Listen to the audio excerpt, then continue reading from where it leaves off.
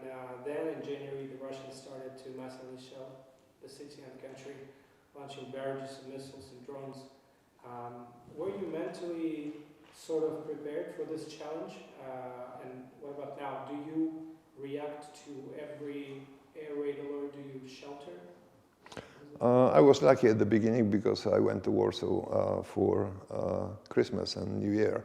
But later, of course, I was during this intensive shelling.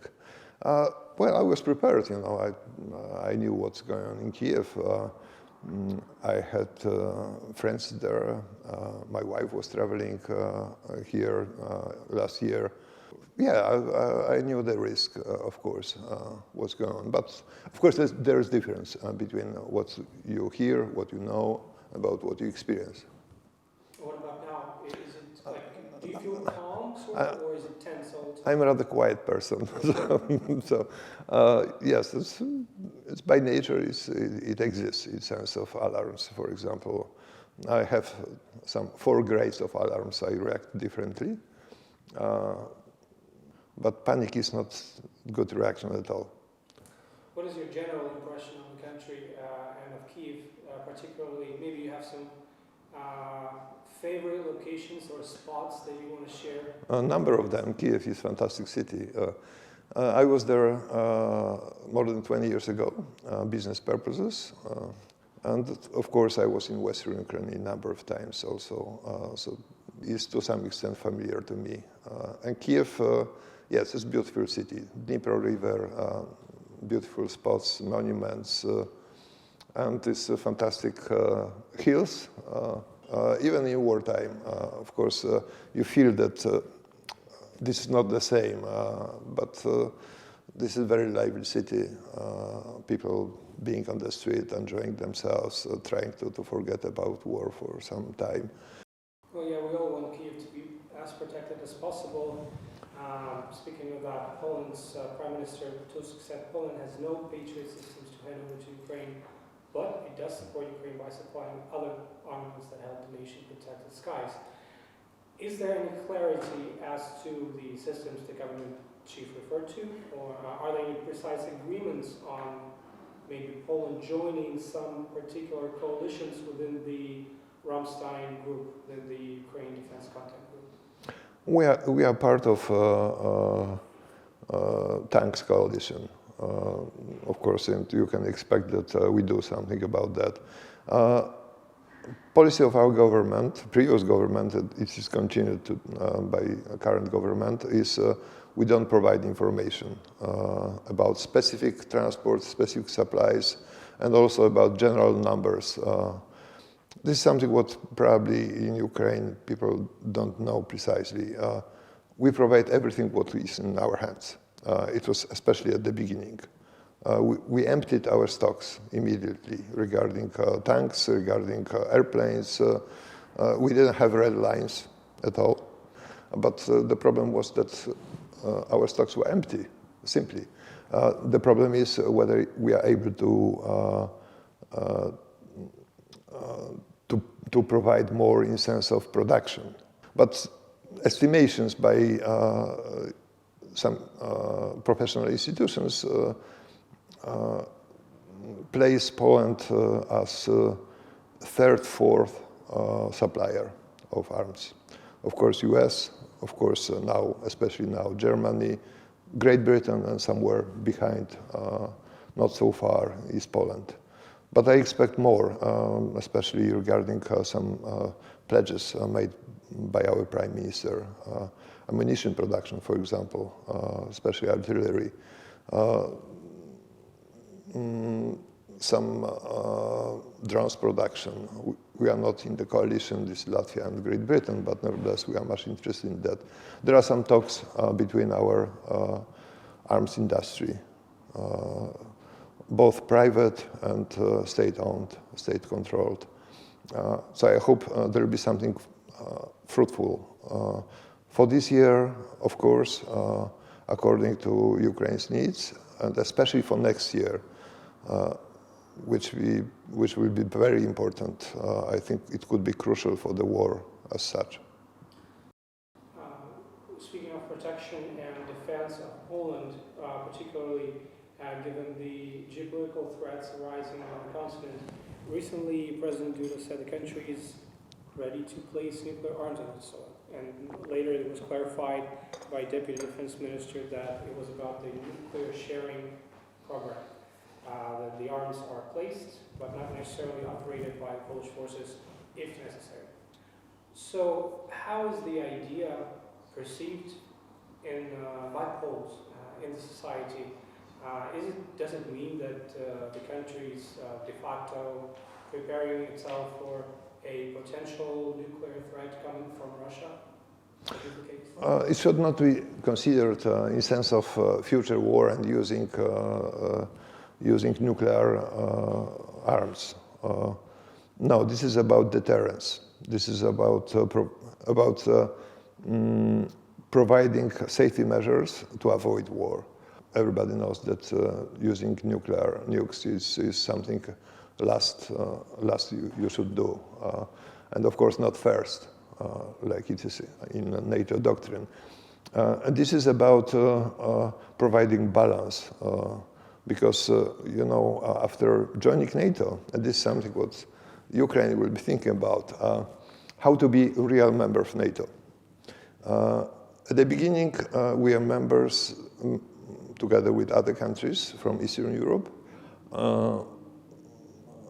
in sense of political alliance, because there were no military plans to defend us.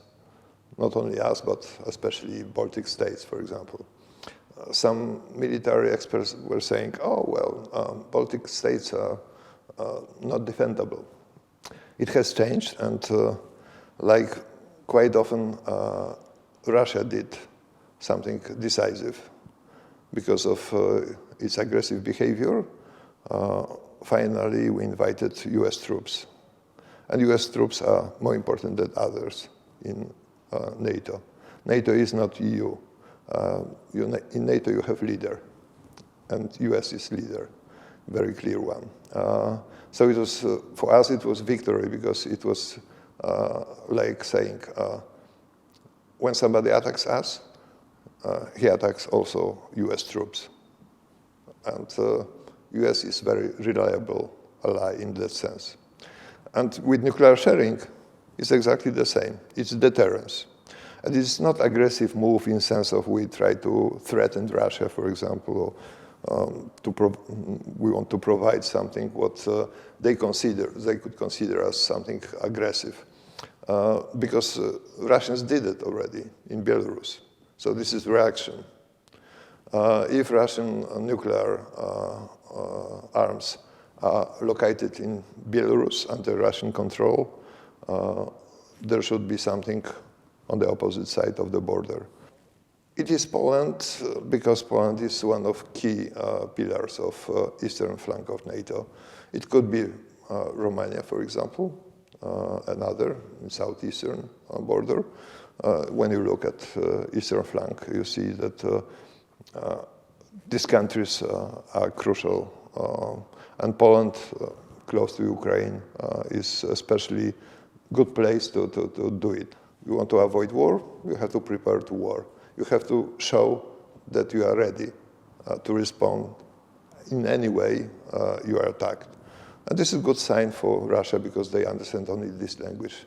In Ukraine, you know it very well. So you said that the NATO has changed over the years since Poland joined. Can you say at the moment that you are more sure, or that you are sure of security guarantees that NATO will provide Poland in case it is attacked? Yes, I'm sure in entirely different way than in 1999. Of course, it would be fine if Russia is very peaceful, nice state, good neighbor, but it is not. It wasn't. We had to wait until our Western allies, especially US, realized that Russia is a real threat for the peace in our part of Europe, in general, in the globe. Is there a public consensus at the moment in Poland, or maybe a public debate going on about the potential risk of getting into a direct war confrontation with Russia? Well, people have it in mind, but you see, this difference between some threat. You asked me about situation in Kiev. Well, I feel threatened. Well, yes, I know that something can happen. I have to be prepared for that. But nevertheless, I estimate a real risk. I am living in the center of Kiev. Kiev is well protected, so I am generally safe. And Poles could say the same. A lot has been done to provide safety for our country. This is another level of security we had before. But it doesn't mean that when you have a country like Russia with psychopath in power, that something can happen. And sometimes it could be accidental. There's this real risk military personnel is considered all the time. When you see these planes flying, I remember talking to my Danish friend who served in the military during Cold War, and he was in air defense, and they were seeing Soviet planes coming full speed to the Danish border. And the question was whether they turn back or not. And the same you have, especially in military planning, you have to be prepared for war, even if the risk of war is not so high. What do you think is the ultimate aim at this stage of Russia circulating allegations that Poland is intending to annex parts of Ukraine, and also the statements coming from Belarus's Lukashenko that some sabotage groups are planning to penetrate one of his country's regions and so on. Does Poland expect any sort of provocations to this end around these statements? We have to be ready for these propaganda attacks, disinfo, etc. But regarding these annexation plans, I'm not sure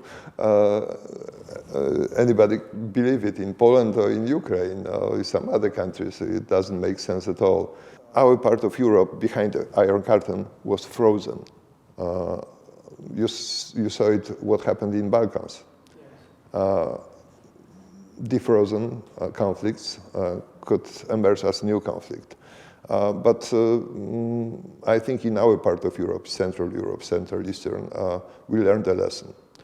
So the idea of being a free sovereign country was that we don't come back to old conflicts. For example, borders. No place for quarreling about borders, etc. Czechs owns us some piece of land, some couple hundred hectares. They still keep it, but this is the only border issue we have. So Poland is not an imperial country. With Ukraine, the only issues are historical ones. Other stuff is simply a good, positive future if we're able to work together to make this neighborhood safer and with good welfare. All of us wish Ukraine is the same. Against each other or sow some chaos within some nations. Do you feel that Russia is now increasing its propaganda presence in Poland? And if so, what does Poland do, the government do, to tackle this issue, to tackle this threat? Well, Russia is of course more active. It depends on the level of aggression in Russian politics. They created instruments for propaganda using new technologies. If somebody listened to Putin 20 years ago, he could know that it is obvious aggressive policy, and in Poland we saw it. For that reason, for example, in Poland, you don't have a presence of Russian business. Almost not. Russian investments were not welcomed. They tried, for example, they tried to gain some influence. They were using, for example, old networks of communist power structure, remnants of old communist structures in sense of military, for example, or special services from communist times. But it was a long time ago. Later, we were able to establish quite stable state institutions, and we were able to have politics quite stable regarding Russia. Of course, there were some ups and downs, etc., but nevertheless, you couldn't expect big Russian influence in a country like Poland with the experience of Russia in our history. In Russia, later Soviet Union, what was Russia for us, for obvious reasons. And of course now, yes, they are successful in some segments of society, but this is always margin. This is not the same like in Western Europe. You saw it also regarding reaction to Russian full-scale aggression in 2022. And Russians are working, of course, a lot to weaken the support for Ukraine, for example, but not sympathy for Russia. They exploit what exists. In that sense, they try to find some anti-Ukrainian resentments, for example. Yes, they tried, using history, for example, but also trying to invent some conflicts. Russians are not very good in creating conflicts. They used to exploit existing ones. They tried, for example, to do something about this conflict, which was based in simple economy, in sense of agriculture. Yeah, they tried. They were successful to some extent, pumping some radicals, especially using social networks. Russian propaganda is present there, not in regular media. It has some effect, of course, but not decisive at all. No. For example, support for Ukraine is still strong. This margin of people distancing themselves from Ukraine cause is a bit wider. At the beginning of the war, when there was this spontaneous reaction, I call it historical genius, saying that Poland, woke up. What's going on? We knew exactly what's going on, what the war is about, what Russians have in mind. So it was 5% of people distancing themselves. Now it's close to 15%. But more than 70% all the time is very supportive. So there's some kind of, people are a bit tired, of course, like everybody's talking about being tired of war in Western countries, Western coalition. In Poland, you have also such phenomenon, but lower scale. You have less people with very strong support, more people with generally support, for example. It is about opinion polls from this year. So this is quite natural that these attitudes are still present. And Russians do not have much power to change public opinion in Poland. Even if we have one party with some anti-Ukrainian agenda, I would say. Of course, not very open, but nevertheless, you feel it. But this is margin. Do you think, do you have the idea that the West is a bit lagging in the ongoing information war with Russia? Or do you think parties are on par now? No, it's lagging, of course, but there are natural reasons for that. Always when you have some Russian propaganda, there's a problem whether it is freedom of speech or fighting Russian propaganda. And in democratic countries, democracy is weaker in that sense. You cannot forbid. It's like with protests of Polish farmers. Also, you have problems because you have whole system protecting freedoms. And at the end, you have court system. For example, with one of blockades, it was court in Lublin that decided that protesters are allowed to stay for a long time. What government can do with court order? Nothing. In democracy, nothing.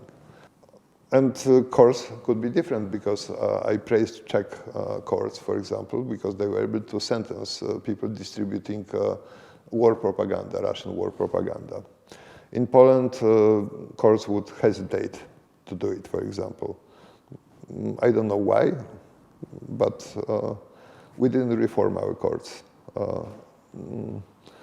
They stayed like they were in communist times, and later they tried to accommodate to democratic system, but I think there's some problem with philosophy of law, I would say.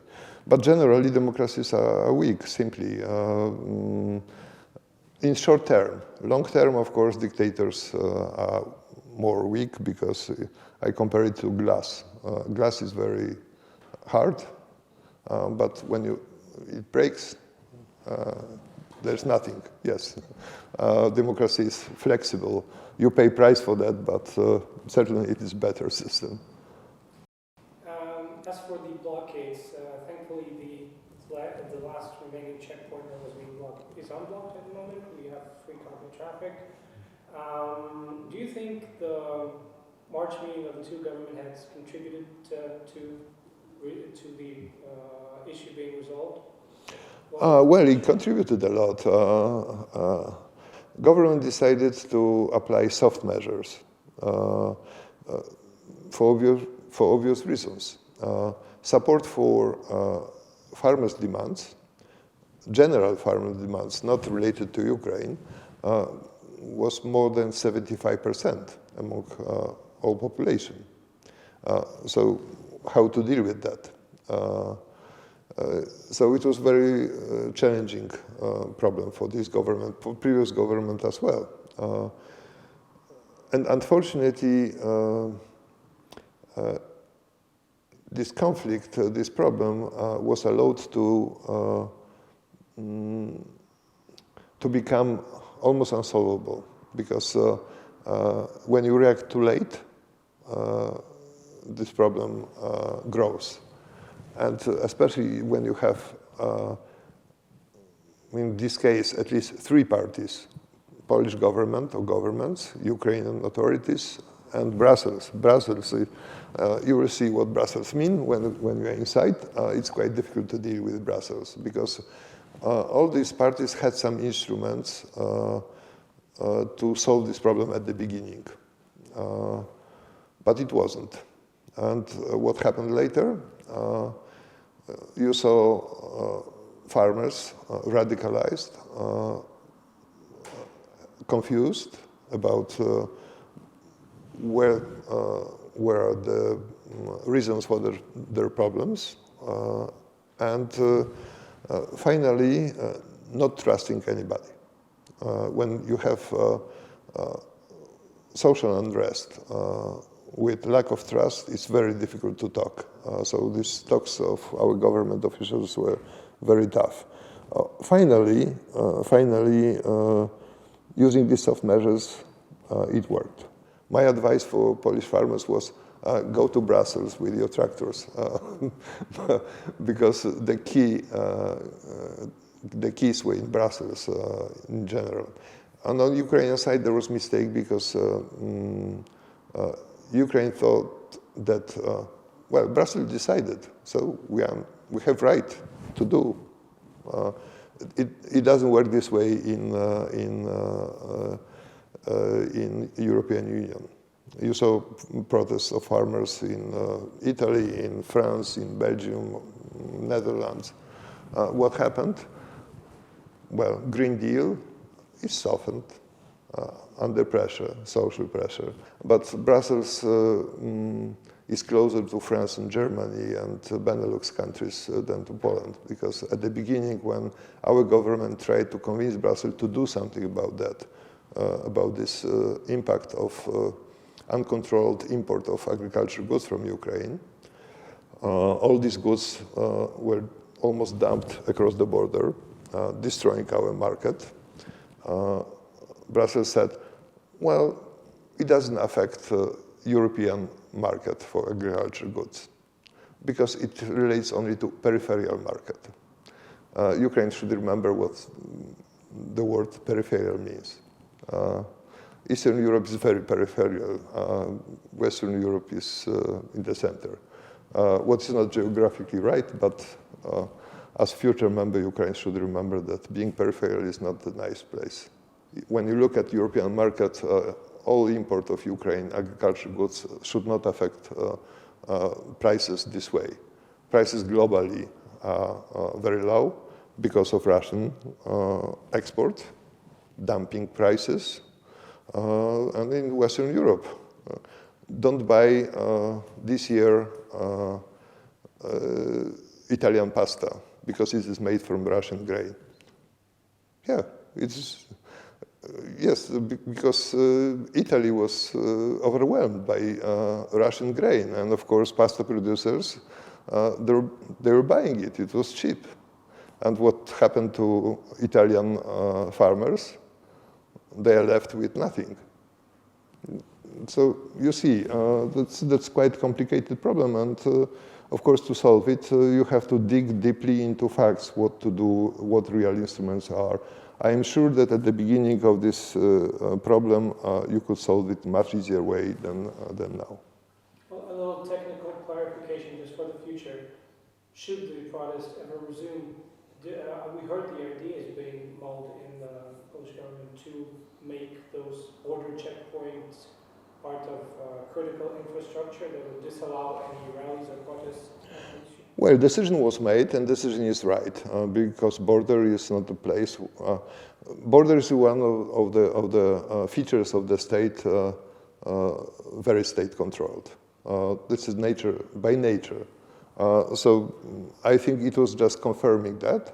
Of course, on the basis of it, you could use harder measures to end this blockade, for example. But government, for political reasons, didn't want to do it, and maybe it was right because these protests, these blockades ended. Another issue related sort of to the border, recently Defense Minister Jaroslaw Guzy said Poland is ready to help Ukraine ensure the return of draft-age male citizens. But then Foreign Minister Sikorski said the issue was ethically challenging. And so is there a sort of unified position of the Polish government in this regard? And if so?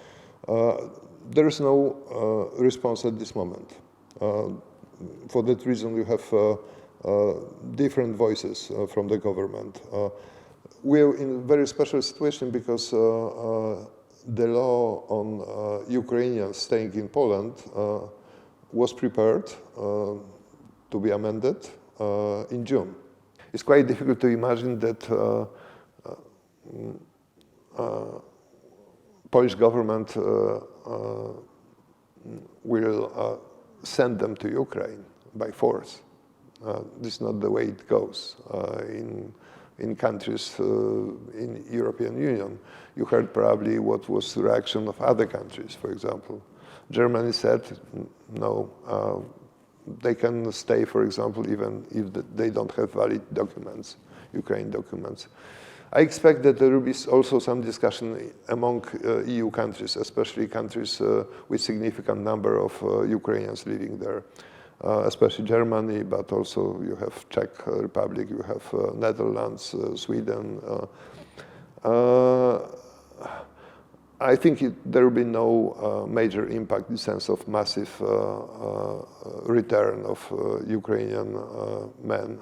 A lot depends on situation in Ukraine regarding war, because now it is very difficult situation, for example, and this spirit is in really bad condition because Russians are prevailing.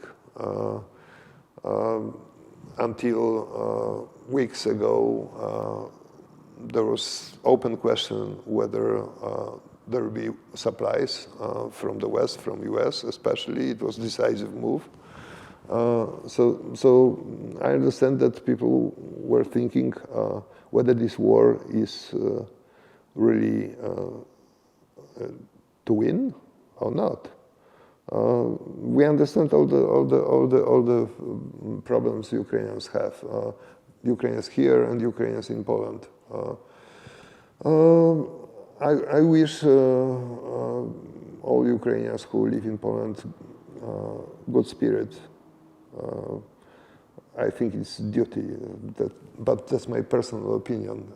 But my personal opinion doesn't mean that I would advise anybody to push people who don't want to go to Ukraine to fight to do it. It is expected that this June the EU will approve the negotiating framework for Ukraine's accession and announce the first intergovernmental conference. In this context, what steps can Poland take to support Ukraine's path toward the EU? We'll have opportunity because we have a crucial half year of presidency, beginning of next year. Accession talks are a long run, but of course you can speed it up, you can block it. Certainly we'll do everything to speed it up. Poland belongs to a couple of countries in EU where majority of society supports Ukrainian membership. It's not easy. In many countries, people are hesitant about it. And governments, politicians, of course, you have strong declarations, etc., etc. But you remember at the beginning, it was quite interesting that first voices after Ukraine asked for to become candidate.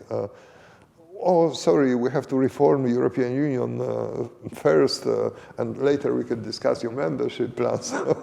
Well, at this point, Polish government was really leader together with our neighbors, Baltic countries, but other countries from Eastern Europe. No, forget it. It means you want to delay it forever, because reforming European Union is something I think more difficult than giving membership to all countries applying to Turkey even. Yes, the process has started. Now, Poland will do everything to not allow any brakes to be put on this process, especially that this discussion started again. When you listen to expose of our Minister of Foreign Affairs, Mr. Sikorski, you saw these words about reforming EU. It should not be linked anyway to accession talks. If you want to reform EU, okay, go ahead with that, but nevertheless, you have Ukraine waiting to apply to EU like exists now. Of course, we remember very well that at the beginning, EU promised us a couple of years waiting behind closed doors on steps, and we were waiting 14 years. Of course, it was disadvantage for us. We opened our market, for example. EU market was not open for us.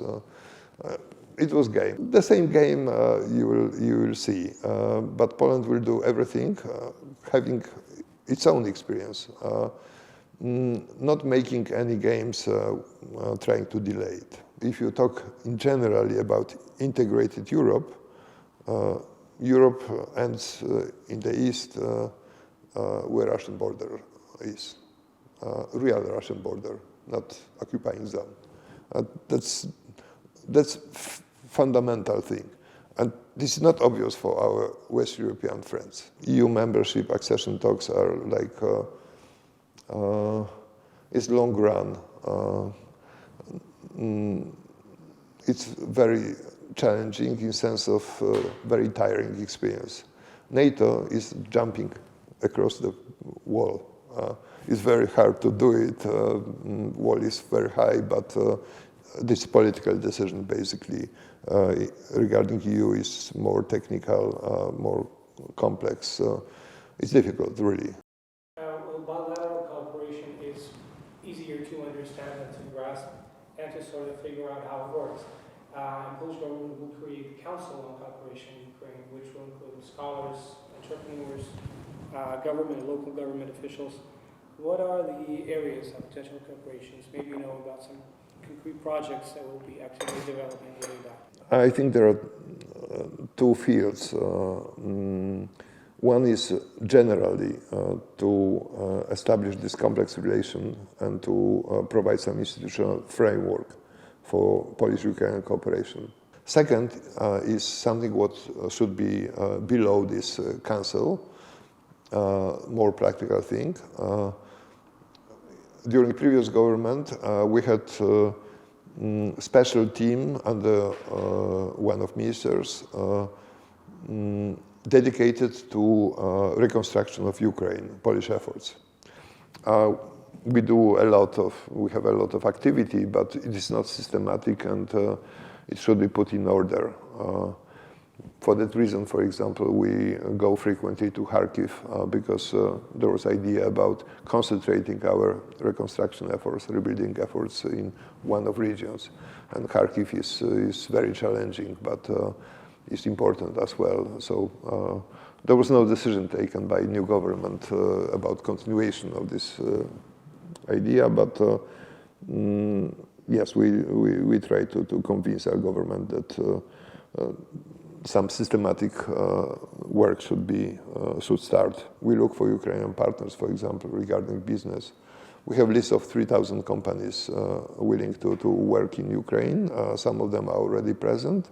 Some of them have Ukrainian partners. They are very often small, medium-sized enterprises, but knowing local environment and flexible. And of course, we don't have such financial support like rich countries can provide, but we'll try to be very active, profiting not only on our side, but also on the Ukrainian side. Reconstruction is an enormous task. Another political track, the Visegrad Group. What will be Poland's priorities during its presidency, and how will you build relations with Hungary and Slovakia, given their slightly different approach to Russia and its war against Ukraine? Yes, there are differences, of course, they are obvious. I think general idea will be to find common denominator for some activities, especially inside the EU. There will be some issues of this kind. Even with differences, for example, all these four countries have a similar attitude regarding uncontrolled migration. Of course, in sense of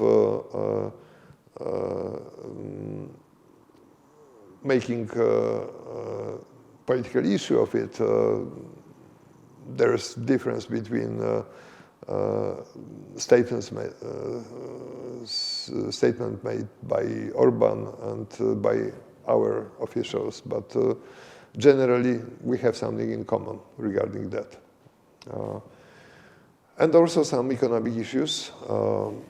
There is cooperation regarding infrastructure, interconnectors. What is important is to keep this group of countries together, even with all the differences. Everybody knows about these differences. Governments are used to change. So you have variety of configuration. But it's possible to cooperate even when you have differences. That's political culture we should keep. So I expect Polish presidency in Visegrad Group to keep this license at the level which is possible, nothing more. You cannot do more.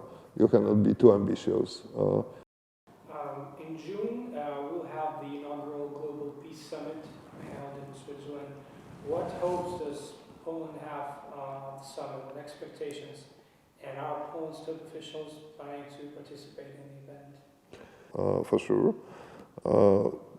Poland, president, government as well, put a lot of emphasis on this peace formula. This is the only acceptable for us in sense of justice and international law. The most important issue is to keep these peace talks running, and to keep and to have as many as possible countries engaged, especially countries from outside, like so-called like-minded coalition, supporting Ukraine. You know what countries I am talking about.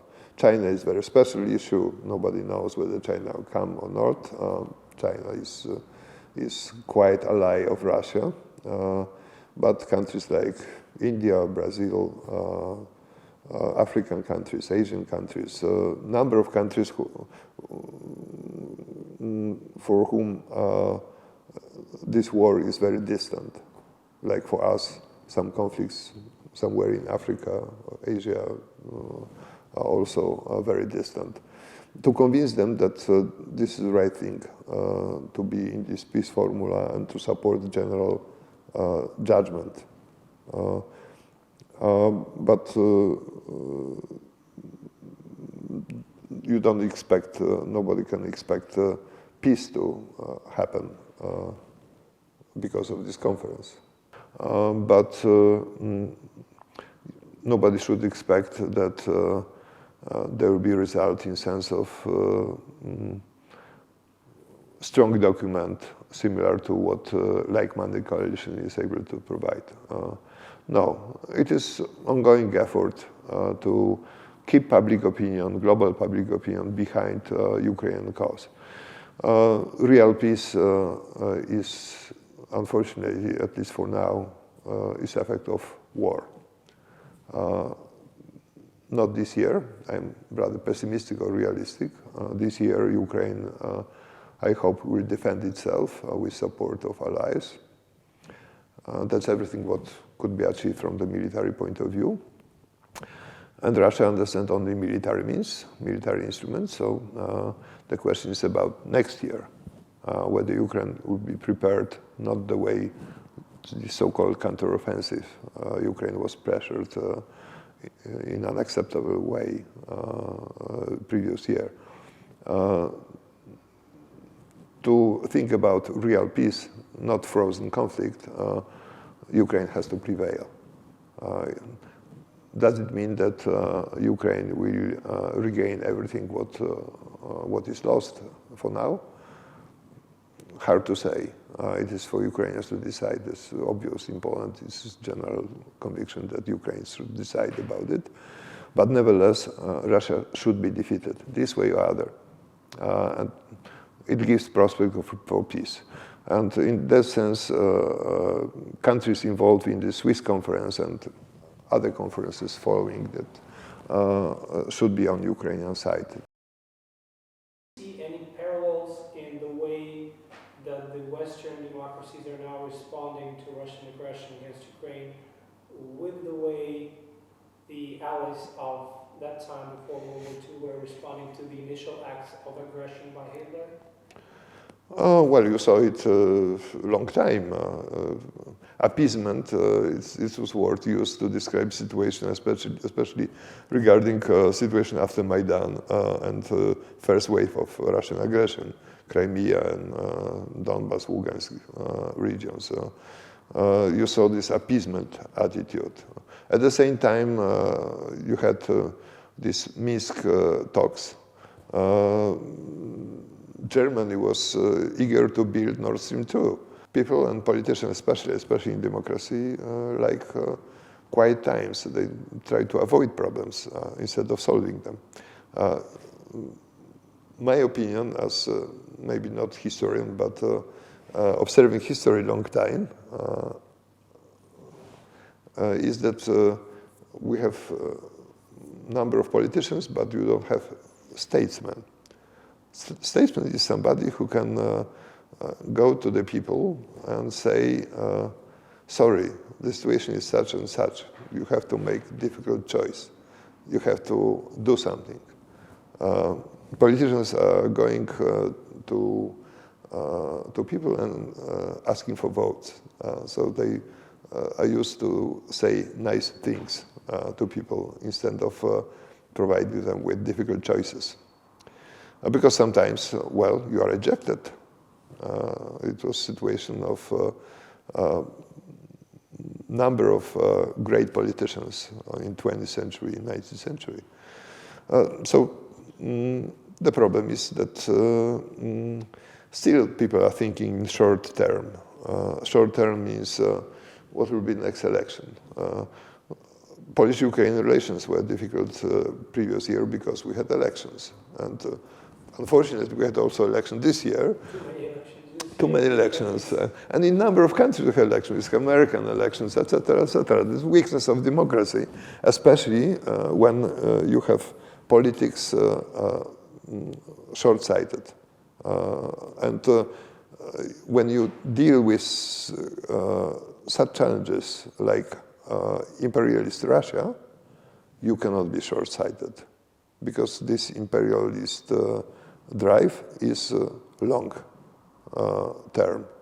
The idea of conquering Europe, starting with the closest nations like Ukraine, Belarus, how to compare politics related to one term, 4 years or 5 years in power, comparing to ideas like Russia and, well, China, for example, 20 years, 30 years.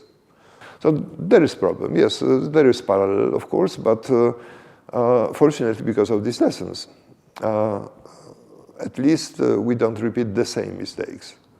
There is something in mind of back of mind of politicians what doesn't allow to do the right thing. Ukraine suffered because of that. Because at the beginning, with all the outcry about the war, sanctions, United West, etc., number of politicians were hesitant about thinking, well, this war will take time. We have to be prepared. Number of politicians were thinking, okay, it's time to finish it. Maybe we can make some deal. Maybe Ukrainians make some compromise. So not to prolong war. Maybe we do not send additional weapons or weapons that could be seen as escalation. I hate two expressions, escalation and red lines. Because at the beginning of this war, Russia escalated to the maximum and crossed all the red lines. So why you are not reacting in proper way? And you are waiting 1 year to supply such and such weapon to provide enough support. That's the problem. So I see some kind of thinking, yes, still present. Because history was very keen for our friends from Western Europe. They were living on the right side of the Iron Curtain. They enjoyed peace, welfare. At the same time, we were looking at them and trying to reach the same. But now we try, and there are some obstacles. In case of Ukraine, this is the worst. It means war. That's the point. We are more lucky, but Ukraine pays enormous price. But I hope with some result. In that sense, it would be, from the point of view of justice, unacceptable. Any compromise where Ukraine is paying a price for nothing or for something what is not valued enough. In that sense, the problem, coming back to the peace conference, what peace means? Peace means that there will be no prospect for war. How it could be done? The only way is to not allow to have a security vacuum. Ukraine cannot be gray zone. So in this case, NATO membership is very important, the same way important like EU membership. Because if there is vacuum, you encourage another Putin, another dictator of Russia to start another war.